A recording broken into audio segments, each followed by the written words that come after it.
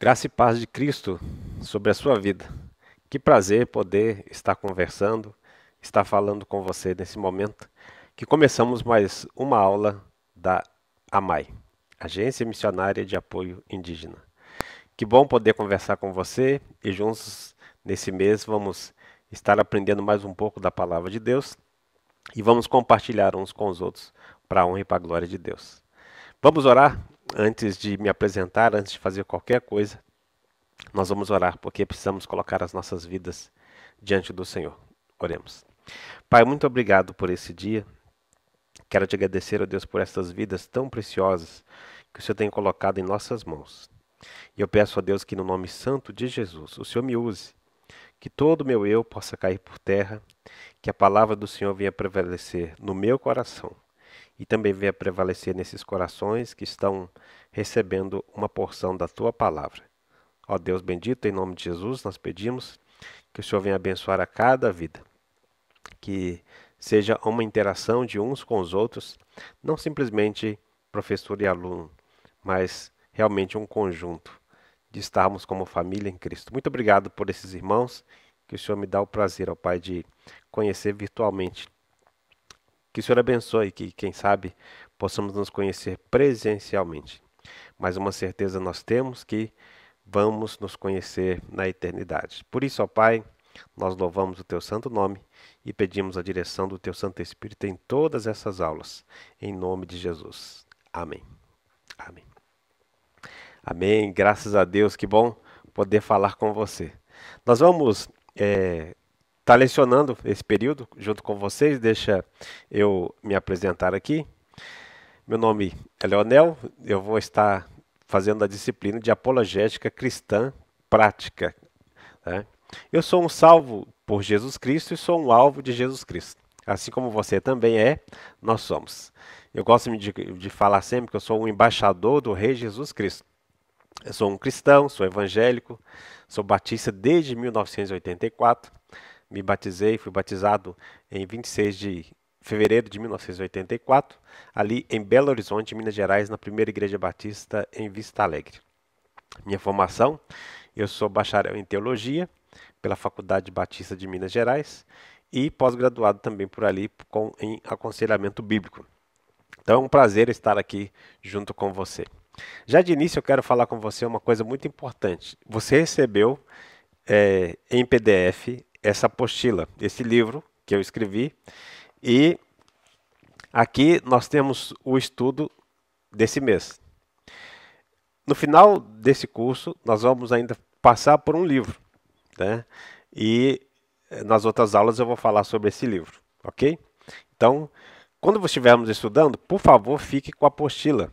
Eu vou procurar sempre estar noticiando qual página que eu estou. Sabemos que o período ele é muito curto para a gente estudar. Por isso, eu fiz questão de colocar os textos bíblicos. Quando falamos em apologética cristã prática, nós não podemos deixar a Bíblia de lado. A Bíblia, a palavra de Deus, ela precisa estar constantemente em nossas mãos, também na nossa mente e também no nosso coração. Quando ela está na nossa mente, ela desce para o coração e então vai para a prática. E essa prática é o que agrada a Deus. Então nós temos diante de nós esse desafio de sempre estarmos com a Bíblia. Não vai dar para a gente ler os textos bíblicos que estão aqui, mas eu espero que você faça a leitura desses textos bíblicos. Pegue a sua Bíblia, leia, ore, peça a Deus, peça ao Espírito Santo para falar a sua vida. Com certeza o Espírito Santo vai falar a sua vida, ok? As aulas são brevíssimas, mas a apostila, o material está com você, faça bom uso, faça a leitura. Só peço para você não compartilhar com outras pessoas por questão de direitos autorais. Mas você pode, se quiser, pode transmitir para a honra e para a glória de Deus. Você não vai receber processo nenhum por isso, não, mas pode transmitir. Não com muitas pessoas assim a revelia, porque de repente alguém que não tem aquele intuito de seguir a palavra de Deus pode, infelizmente, andar por outro caminho. Ok? Então nós vamos estar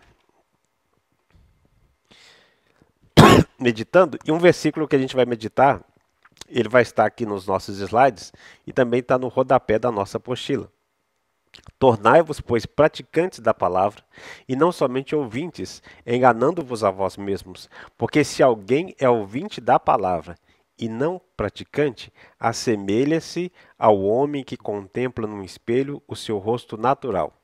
Pois a si mesmo se contempla e se retira, e para logo se esquece de como era a sua aparência.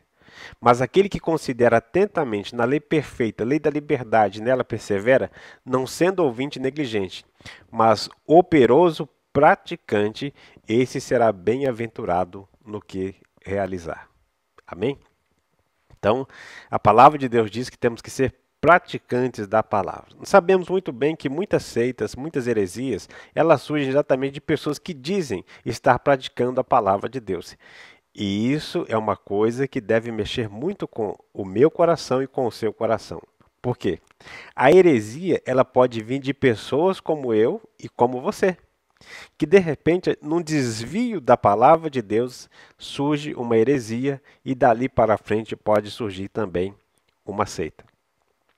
No final desse material, eu trago algumas indicações de bibliografia. Então você pode pegar essa bibliografia e depois fazer uma leitura. Mas existem muitos outros livros, eu só citei 50 aqui, né? Você pode pegar outras literaturas e pode estar aprendendo mais um pouco da palavra do Senhor, ok? Vamos então para a nossa primeira parte, aprendendo. Aprendendo é a nossa primeira parte.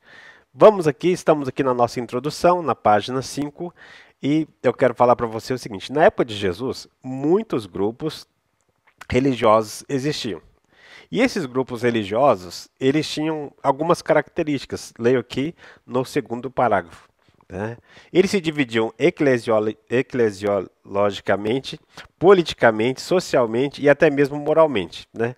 Então tinham os saduceus, os fariseus, os zelotes, publicanos, os herodianos, os samaritanos, os escribas, os sacerdotes e levitas. Todos esses grupos, eles eram antes de Jesus, alguns deles, e outros vieram estar na época de Jesus. Cada um com a sua característica. Isso é importante porque a seita, ela tem várias vertentes. Guarde isso na sua mente e no seu coração. Para o terceiro parágrafo da página 5, acompanhe aí na sua apostila. Né? A palavra religião do latim religare tem sido usada de forma infeliz. Tão infeliz que há um certo distanciamento de Deus. Olha, religare significa religação a Deus. Mas essa palavra tem sido usada de forma totalmente errada. Por quê? Ao invés do homem se religar a Deus, ele está se religando a uma denominação religiosa, ao próprio semelhante. Primeiro ponto aqui que a gente vai destacar é que a verdadeira religião, na verdade, ela se religa ao Deus eterno, ao Criador eterno, ao Supremo Deus. E como que isso acontece? Como que isso é possível? Primeiro ponto, por meio de Jesus Cristo, Salvador, Senhor e Mediador. É Jesus Cristo que faz essa reaproximação do homem, do ser humano, com Deus. Segundo, pela busca do relacionamento pessoal com Deus e com o próximo. Quando Jesus vai resumir todos os mandamentos, ele resume em 2: amar a Deus sobre todas as coisas e ao próximo como se fôssemos nós mesmos. Então, isso é muito interessante porque o resumo de todas as coisas está no amor para com Deus e para com o próximo. Posso pensar numa cruz, o amor a Deus e no amor para com o próximo. O vertical e o horizontal. Faz parte do processo. Terceiro, por amar o pecador como Deus ama, investindo a vida em missões. Então, a verdadeira religião, o termo religar, ele só faz sentido quando nós nos envolvemos com a obra missionária. Quando nós nos importamos com os pecadores que ainda não têm a salvação em Jesus Cristo. Somente assim acontece. Né? Página de número 6. Apologética cristã prática significa o senhorio de Cristo na vida de uma pessoa que, para ser considerada de fato cristã, ela deve procurar ser como Cristo, andar como Cristo, falar, olhar, comer, cheirar, ouvir e várias outras coisas como Jesus Cristo. ao ponto dessa pessoa ela ser confundida com Jesus Cristo. Então, quando estamos falando em apologética cristã prática, nós estamos pensando exatamente nisso. Que você, que eu, quando nós nos encontrarmos com uma pessoa, essa pessoa tem que olhar e falar: será que aquela pessoa é Jesus Cristo? Essa confusão benéfica tem que acontecer. Ou seja, a pessoa ela precisa identificar Cristo na minha vida e na sua, de tal maneira que possamos ser confundidos. Por isso, lá em Antioquia, a palavra de Deus diz que pela primeira vez os discípulos eles foram chamados de cristãos. Eles foram chamados de cristãos.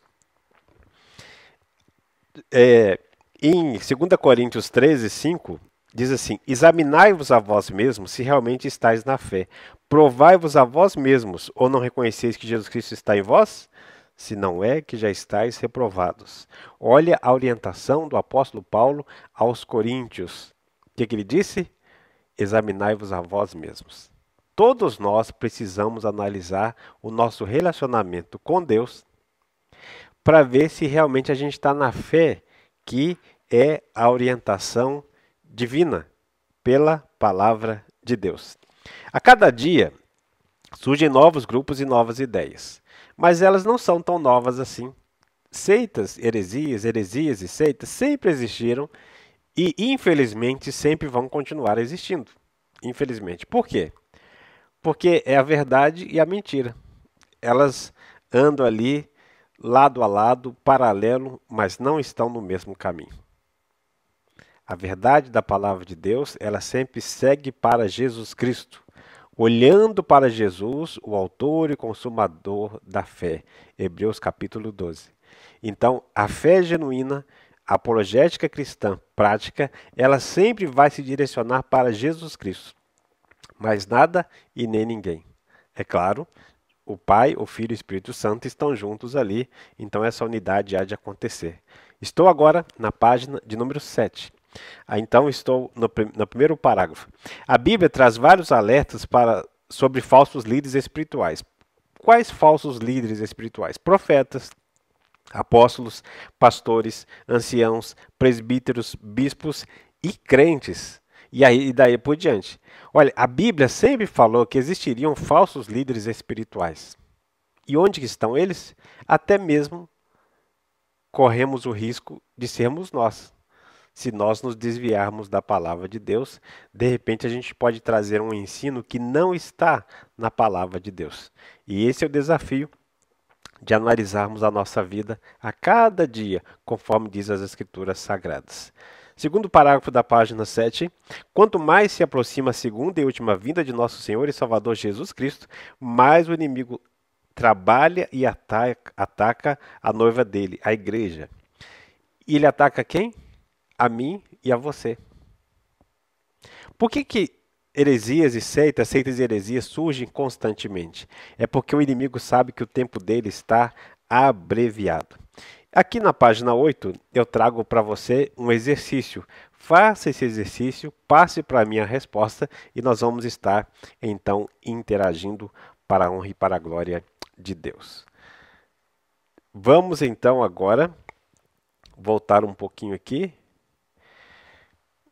porque vamos entrar aqui agora em alguns termos comuns em apologética. Alguns termos comuns em apologética. Temos muitos termos, eu coloquei aqui alguns exatamente por isso. A lista não é exaustiva, não quero chegar ao final aqui com tudo, né? Então, eu quero brevemente falar aqui, porque você está com a sua apostila, faça a leitura na sua apostila, né? O número 3, apologética cristã prática é muito mais do que a defesa de uma ideia. É a vivência do senhorio de Jesus Cristo. Muitas pessoas falam, eu confessei Jesus como meu Salvador. E fala assim, e Senhor? Mas o Senhor é abaixo o tom, porque Senhor significa aquele que manda. Então, quando a gente fala em apologética cristã prática, nós estamos pensando basicamente no senhorio de Jesus Cristo. Ou seja, ele dá uma ordem firme e a gente obedece. Por isso até há um ditado popular que diz, manda quem pode, obedece quem tem juízo. Se você tem juízo, vamos seguir nesse caminho da apologética cristã prática. Letra A. Eu considero apologética cristã prática a que consiste em uma pessoa condizer com o que Deus deseja, conforme o exemplo maior que é Jesus Cristo. Então, a minha consideração a respeito de apologética cristã prática é simplesmente e tão somente por isso que é prática.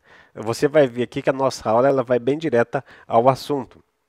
É você obedecer a Deus. Obedecer a palavra de Deus.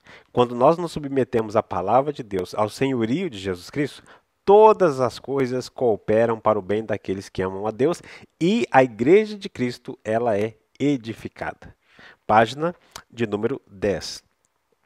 Em se tratando de apologética cristã prática, eu trago aqui algumas considerações. São breves considerações, brevíssimas considerações a respeito de alguns termos que nós vamos encontrar no ramo da apologética. O número 1 primeiro é abominação. O que é abominação? É o que é reprovável por Deus. Pode ser principalmente idolatria. A idolatria ela está ligada muito à questão de imagens. Mas nos nossos dias não tem muita questão assim só de imagens, né? Imagem física. A televisão, a internet, os aplicativos, eles trazem muitas imagens que de repente podem virar ídolos no nosso coração. E tudo que vira um ídolo no nosso coração, tudo e todos, na verdade é uma abominação contra o Senhor. É uma coisa reprovável, que Deus reprova veementemente. Ele fala, não, não quero isso. Então temos aqui alguns termos. Quero passar então para o número 4. Adoração. O que significa adoração? Veneração a alguém ou algo. Quando a gente fala nisso, muitas pessoas falam, não, eu só venero isso. Cuidado, porque adoração é veneração e veneração é adoração. E a única pessoa que deve ser adorada, que deve ser venerada, é Deus, o Pai, o Filho e o Espírito Santo. Somente a Trindade divina, somente Deus pode e deve ser adorado. Então nós vemos adoração a Jesus Cristo, adoração a Deus, o Eterno, o Criador. E essa adoração nós temos que cedê-la realmente também até mesmo ao Espírito Santo, porque os três, eles são um. Na página de número 11, eu quero destacar aqui o altar, lugar de oferendas de animais mortos. Mas também o altar ele traz a ideia de consagração de vida, ou seja, o nosso eu vai se apresentar a Deus no altar do Senhor e ali ele vai morrer. Vai sair vivo, mas vivendo para a glória de Deus. É esse o objetivo de Deus, que nós nos apresentemos ao altar. Os altares de sacrifícios mortos, eles não agradam a Deus. O único sacrifício de uma morte agradável a Deus foi a de Jesus Cristo na cruz do Calvário por conta do meu pecado e do seu pecado. Ao longo das histórias, nós vamos descobrir, número 8, na página de número 11, que há literaturas apócrifas. O que são essas literaturas? São literaturas, são materiais que têm um certo valor histórico. Não vai ser colocado de lado. Mas é somente isso. Um valor espiritual não tem. Não é literatura apócrifa, é uma literatura que é considerada não inspirada pelo Espírito Santo. Nós consideramos que inspirado pelo Espírito Santo é somente a Bíblia, a palavra de Deus. Somente a Bíblia, a palavra de Deus. Diante disso, número 9 na página 11 surgem os apóstatas, ou a apostasia. O que isso quer dizer? É aquela pessoa que abandona a fé em Jesus Cristo. As seitas, elas costumam falar, aquele ali é um apóstata, aquela ali é uma apóstata, fulano de tal apostatou, distanciou de nós. Só que, na verdade, esse termo ele deve ser aplicado a eles, não a nós, mas a eles. Por quê? Porque, na verdade, são eles que estão distantes de Jesus Cristo.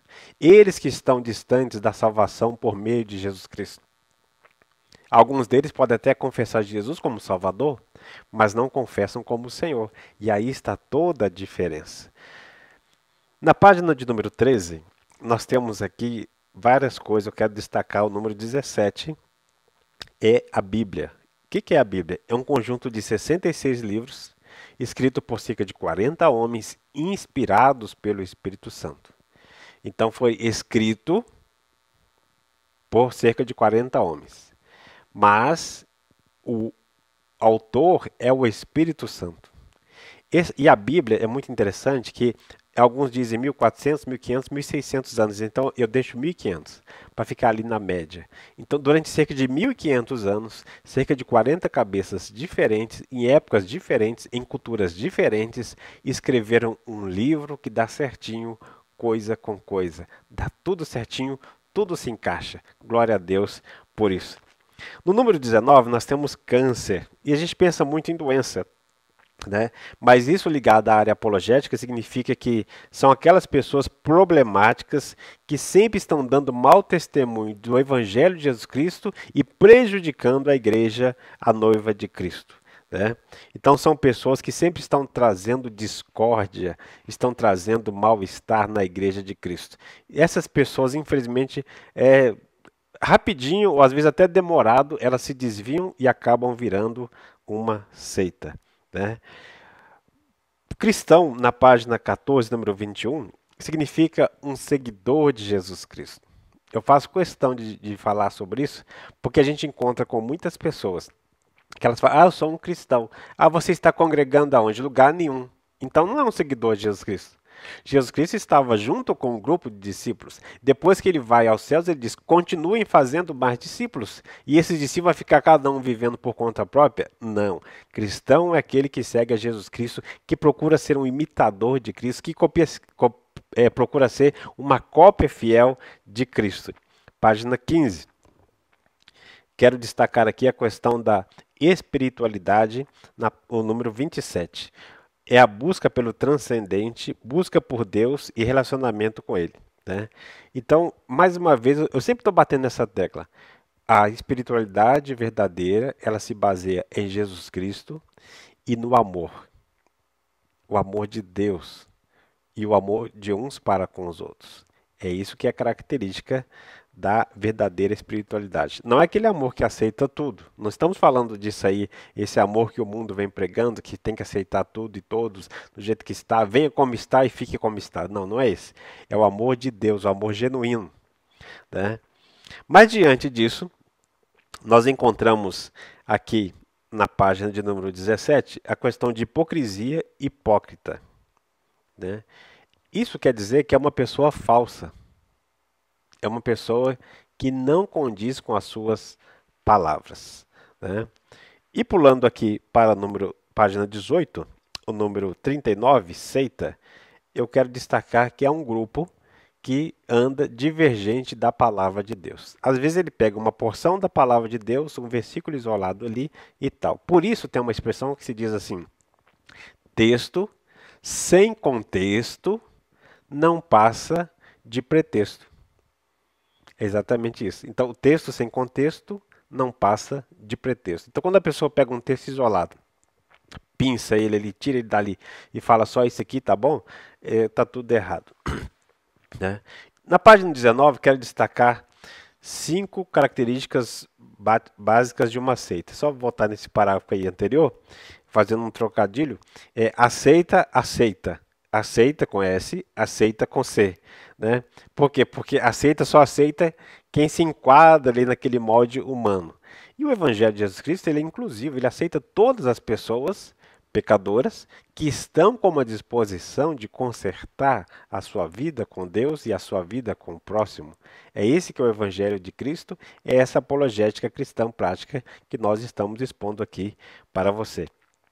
Então, 5 características básicas de uma seita. A primeira, ela se enquadra em Mateus 23. A gente vai passar por esse livro.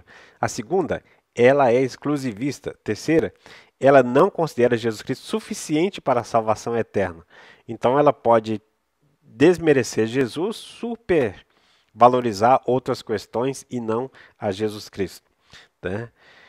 Jesus Cristo, ele é excluído do grupo. Por quê? Porque ele não cabe naquele grupo. Se Jesus aparecesse lá agora naquele grupo, eles iam dar um jeito de colocar Jesus para fora. Pense nisso, toda seita é desse jeito. Toda seita, não tem como. E a quinta característica, prefere mais as regras humanas do que Jesus Cristo, né?